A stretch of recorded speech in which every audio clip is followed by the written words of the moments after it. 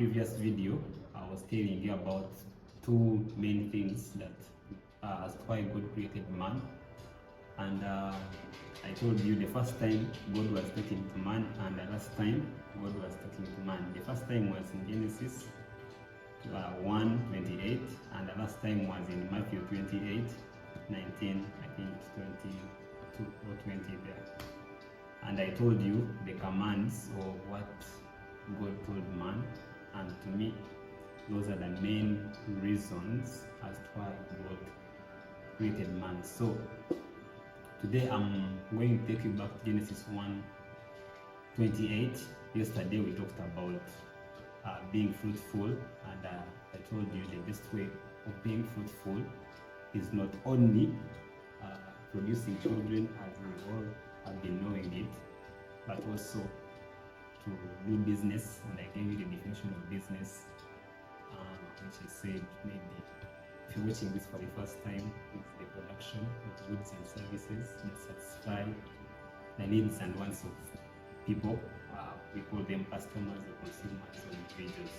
So today I want to take you to the next part of the command that God talked to man, which was multiply. Yes, God told man, be fruitful and multiply. So multiplication means reproduction or to reproduce. Now I'm going to talk about it in terms of both business and making disciples. So in terms of businesses, if you do a business that does not reproduce itself to other parts of the world or of any geographical area, that business is a dying business. Actually, it needs prayers. If you see carrying out a business and it's only in that place where you set it up, just know anytime soon you're going to lose that business. So let me even maybe give you an example to make more sense of this. Is that if you think about the most renowned businesses, or that business that you know to be globally famous, you realize it did the reproduction part of it. It moved from one place to another. It multiplied itself from being one to many. So if I can give you examples, maybe you already know them. Maybe if you talk about Shell is not Uganda founded, it was founded in its original country, but it's now a multinational.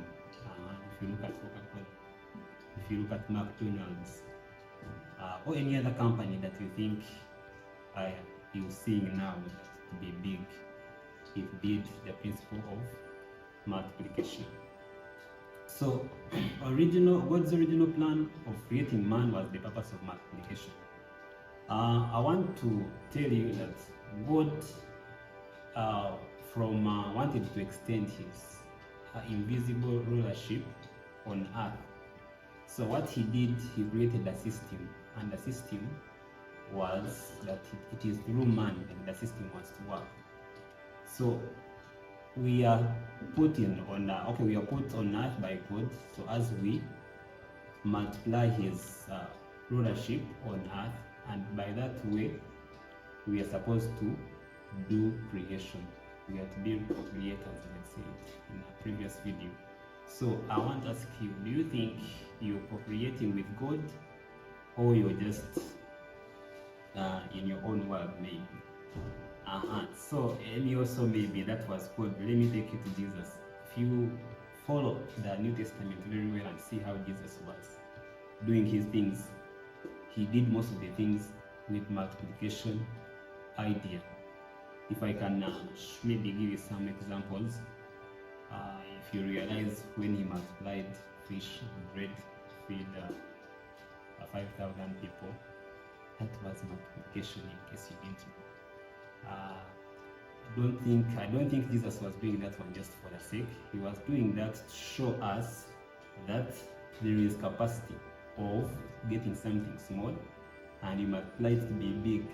So that small business of yours that you're running now, or maybe that small church of yours, because that's the thing we're talking about, you have the capacity of multiplying it to become something big. Also, if you remember the parable or the story of the talents. The person who never multiplied was actually annoyed the master, and you know the words the master said to someone who multiplied, both the people who multiplied and the ones who never multiplied. Would you also like that good comment of well done, good and faithful servant?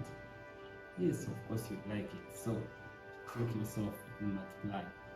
So you should also, if you can't multiply by setting up maybe many locations, or at least have systems that enable you make the same product over and over again. Before these big businesses we're talking about multiplied themselves to other parts of the world, they first made systems that produced their goods over and over again.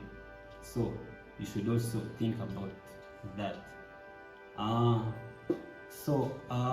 want to show you another interesting thing of God's ideology of seed and fruit.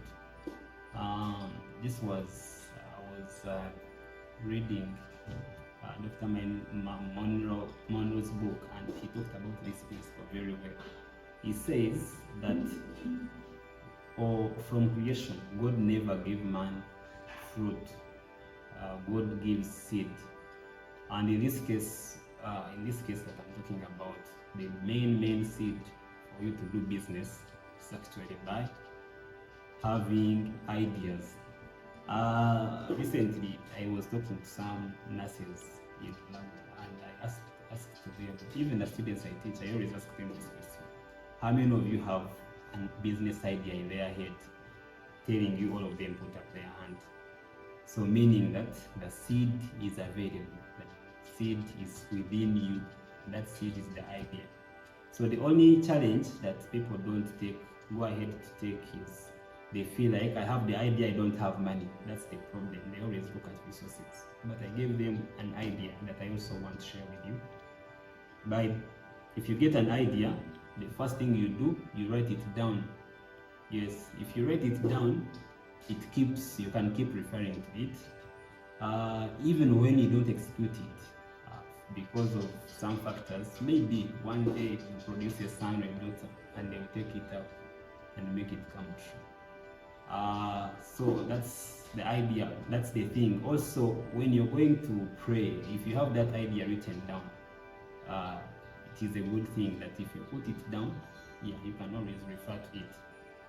Then I want to talk about the next part, because the Bible says, be fruitful, multiply, then replenish or distribute or restock. Most African businesses, when they produce their products, they largely put them there so as customers come and find them. That's not the way they do business. Whenever you do a product, you distribute it.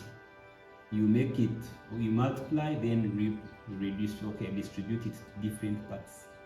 Customers will come, but don't look for those customers that are in your vicinity or in your locality. Just send your product away. Don't do it and sit with it so as people come and buy it. Move around with it, and that's what we call replenishing. Also, just like if you make a disciple, don't sit with that disciple there. It doesn't make sense. You send away the disciple to make other disciples. So that's now the replenish part of it. So in this case, for business, how do we replenish? How do we distribute our products? One of the ways is by marketing. Marketing takes many forms. It can be promotion. It can promotion in terms of sales promotion. It can be advertising, among others. Then I'll talk about it when I start the real teaching. These videos are for introduction. Then also, if you want to redistribute your disciples, is by planting churches, and then you send the other disciples. Then the last part of that verse of Genesis 1:28 says, subdue, have dominion. Have dominion is to control, is to rule, is to govern, is to lead. So if you do the following, if you be fruitful, multiply, then After multiplication, you redistribute, then it means you're going to take over in terms of business, you're going to take over the market, or you're going to have the biggest market share. I'll teach you all this in following videos. You know what they mean. So you look at, if you look at, maybe let me use something familiar with MTN, the MTN and Airtel, the way they have managed it. Okay, before I go there, you will also know that they are the ones leading, or they are the ones mastering the market of telecommunication. Do you know how they did that? By redistributing, by having many branches, putting telecommunication masts everywhere, so as everyone in their vicinities they can access the network. So that's how they are dominating the market. They are superpowers in the market. What they say, the telecommunication companies, they follow. So that's dominion in that way. So if you want your business to have a biggest market share or to take dominion of that industry, you have to practice the 4 things I've told you. Then I'm going to finish with this. I'm going to ask you a question. What are you doing right now, and how are you going to make sure you move further, you take over spaces, and you have the dominion that God is talking about? Your dominion is not by fighting, or what dominion is having the wood on the market. The dominion is by having disciples. Yes, that's how we can achieve it. See you in the next video. Bye.